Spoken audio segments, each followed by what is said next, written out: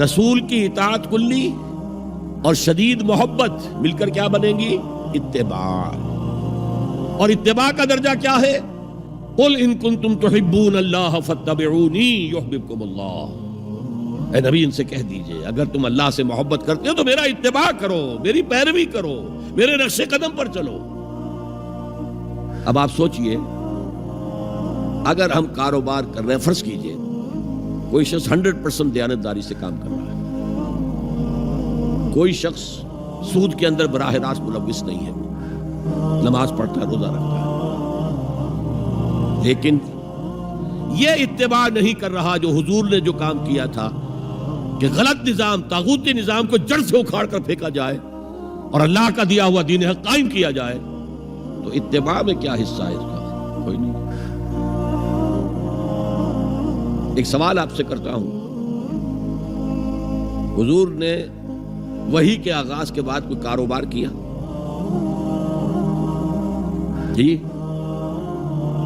آپ پہلے بہت اچھے تاجر تھے، بہت کامیاب تاجر تھے، اس وقت کا ایکسپورٹ امپورٹ، قافلہ لے کر جا رہے ہیں شام، قافلہ واپس لے کر آ رہے ہیں، لیکن جیسے ہی وحی آ گئی، یا ایھا المدثر قم فانذر وربک فکبر، اے لحاف میں لپٹ کر لیٹنے والے اب کھڑے ہو جاؤ، کمر کس لو، گارڈ اپ یور لائنز، اپنے مشن کا آغاز کرو. اس کا آغاز کیا ہے؟ انذار، خبردار کرو انہیں کہ زندگی یہی زندگی نہیں ہے، اصل زندگی آخرت کی زندگی ہے، اور قیامت کے دن تمہیں حساب جو ہے اپنا پیش کرنا ہوگا، جواب دہی کرنی ہوگی.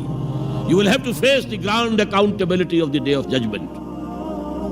یہ انذار سے بات شروع کرو. وَرَبَّكَ فَكَبِّرْ، اور جو ہدف ہے مقصود کیا؟ اللہ کو بڑا کرو، یعنی اس کی بڑائی نافذ کرو. پارلیمنٹ میں بھی اس کا حرف آخری ہو، لِتَكُونَ كَلِمَةُ اللَّهِ هِيَ الْعُلْيَا، تاکہ اللہ کا کلمہ سب سے اونچا ہو جائے. یہ نہیں کہ صاحب ہمارے تو 60% لوگوں نے یہ رائے دے دی، بس اب ہم نہیں جانتے کہ قرآن میں کیا ہے یا کسی اور آسمانی ہدایت میں کیا ہے، تورات میں کیا ہے، انجیل میں کیا، ہم نہیں جانتے. اگر ہم اس کے خلاف جد و جہد نہیں کرتے تو اتباع میں کوئی حصہ نہیں ہے. جو اطاعت تھوڑی بہت ہم کر رہے ہیں وہ بھی جزوی ہے، کلی نہیں ہے. اسی لیے دنیا کی رسوائی وہ تو ہمارے ماتھے پر لکھی ہوئی، ضربت علیہم الذلۃ والمسکنۃ وباؤوا بغضب من اللہ. آج ہمارا حال یہ ہے. تو اتباع رسول، محبت رسول کا تقاضا، وہی جد و جہد کرو، وہی جد و جہد کرو. اسی کا نام جہاد فی سبیل اللہ ہے. بدقسمتی سے خود ہم نے غلط انٹرپریٹیشن جہاد کی ہے، جس کی وجہ سے دشمنوں کو موقع ملا. جہاد کے معنی جنگ، حالانکہ جہاد کے معنی تو جنگ نہیں ہے. جہاد جد و جہد کا نام ہے، کوشش. جہد کے مقابلے میں آئے گی تو وہ جہاد ہے.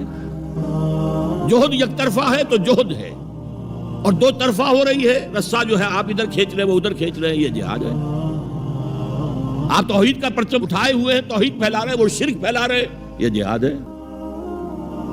کوئی مغربی ڈیموکریسی چاہتا ہے، کوئی سوشلسٹ ڈیموکریسی چاہتا ہے، ان کے درمیان رسہ کشی ہوگی کہ نہیں ہوگی؟ یہ جہاد ہے. قتال تو جہاد کی 9 منزلہ عمارت میں جا کے 9ویں منزل پر قتال فی سبیل اللہ، اور یہ دونوں قرآن کی اصطلاحات ہیں. ہم نے جہاد کو بھی جنگ بنا دیا، تو پھر تو اب ہر شخص کو قرآن میں جنگ ہی جنگ نظر آئے گی. جہاں جہاد کا لفظ آیا جنگ، جہاں جہاد کا لفظ آیا جنگ. اسی سے تو ان کو موقع مل گیا. اے نبی آپ ان کافروں کی باتیں نہ سنیں، نہ ان کے باتوں میں آئیں، چاہے وہ صاف انکار کر رہے ہیں اور چاہے وہ کوئی مصالحت چاہتے ہیں کہ محمد کچھ نرمی دکھاؤ، کچھ ہماری مانو، کچھ اپنی منوا لو. یہ تم نے جو کل پیدا کر دی ہے، گھر گھر لڑائی ہو رہی ہے، اولاد ماں باپ سے جدا ہو گئی، بہن بھائی سے جدا ہو گیا، شوہر بیوی سے جدا، بیوی شوہر سے جدا. جو کہتے ہیں کہ a house divided amongst itself cannot stand. ہمارا تو تم نے قبائلی جو ہمارا روب تھا وہ ختم کر دیا دنیا میں. لہذا ایسا کرو، کچھ مصالحت کرو، کچھ اپنی منوا لو، کچھ ہماری مانو. قرآن نے کہا وَدُّوا لَوْ تُدْهِنُ فَيُدْهِنُونَ فَلَا تُطِعِ الْمُكَذِّبِينَ. ان کی بات نہ سنیے. تو جہاد تھا جو ہو رہا تھا، جس کے لیے میں نے رات تقریر کی ہے، جہاد بالقرآن. فَلَا تُطِعِ الْكَافِرِينَ وَجَاهِدْهُمْ بِهِ جِهَادًا كَبِيرًا. یہ سورہ الفرقان کی آیت ہے نمبر 52. اور شروع کیسے ہوتی ہے سورہ الفرقان؟ تبارک الذی نزل الفرقان علی عبدہ لیکون للعالمین نذیرا. بڑی بابرکت ہے وہ ذات جس نے اپنے بندے محمد پر صلی اللہ علیہ وسلم یہ الفرقان نازل کر دیا تاکہ تمام جہان والوں کو خبردار کر دے. انذار، اور وہ پوری نوع انسانی کے لیے انذار. اسی میں آگے آتا ہے اسی صورت میں فلا تطع الکافرین، اے نبی آپ ان کافروں کی باتیں نہ مانیں، نہ سنیں، نہ توجہ دیں.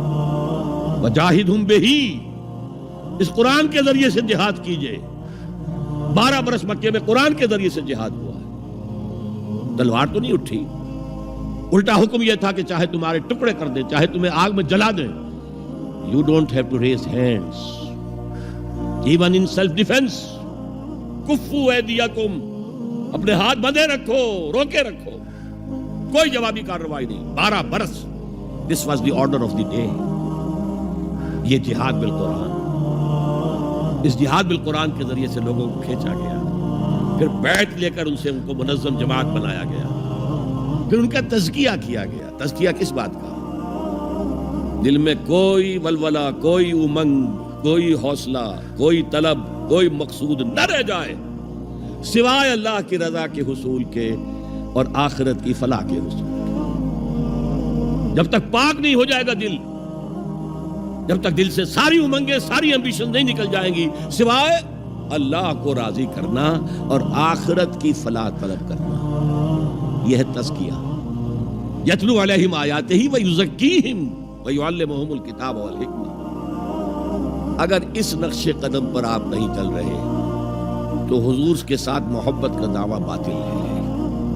آپ مسلمان ہیں، ٹھیک ہے، آپ مانتے ہیں انہیں اللہ کا رسول، اور آپ درود بھی بھیج دیتے ہیں، نماز میں بھی درود ابراہیمی ہے، سب کچھ ہے، لیکن یہ ہے کہ اتباع رسول، محبت رسول کے بغیر نہیں.